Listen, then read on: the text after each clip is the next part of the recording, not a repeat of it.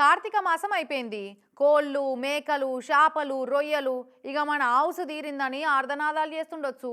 పాపం దండయాత్ర, ఇది దయగాడి దండయాత్ర అనుకుంటా ఒక్కొక్కరు చికెన్ సెంటర్లల్లా, మటన్ దుకాణాలల్లా, బిర్యానీ హోటళ్ళల్లా దండయాత్రలు చేస్తున్న చూస్తుంటే నెల రోజులు నీసు కౌసుకు దూరమై జనాల నాలుకలు ఎట్లా పిడిసగట్టుకపోయినాయో అనిపించబట్టింది.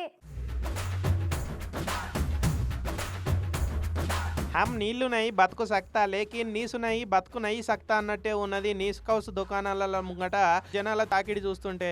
ఇక ముఖ్యంగా ఈ అంబేద్కర్ కోనసీమ జిల్లా అమలాపురం కాడ చూడురి, ఇట్లా కార్తీక మాసం అయిపోగానే ఇట్లా బిర్యానీ హోటళ్ళ ముంగట ఎట్లా దండయాత్ర చేసిరో.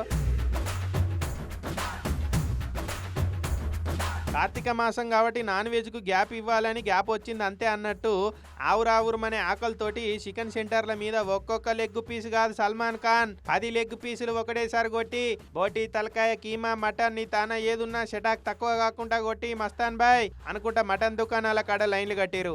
ఇక నెల రోజులు చేపలు తినకుండా నోరంతా ఏపాకు నవిలినట్టు అయిపోయింది. పులుసు పెట్టుకొని చేపలు తింటే పల్సు రైస్ కావాల్సిందే అని చేపల దుకాణాల మీద ఎగబడ్డారు. ఇట్లా ఇక కార్తీక మాసం స్నానాలతోటి నానిపోయి ఉన్న పెయ్యికి డబుల్ మసాలా దట్టించిన బిర్యానీ వట్టిస్తే గానీ సెట్ అయ్యేటట్టు లేదని రెస్టారెంట్లకు పోయి రేట్లు చూడకుండా బిర్యానీల ఆర్డర్లు పెడుతుర్రు. నెల రోజులు రెస్టారెంట్లకు రాక బాడీ రెస్ట్ ఇన్ పీస్ అయ్యేటట్టు ఉన్నది భయ్యా.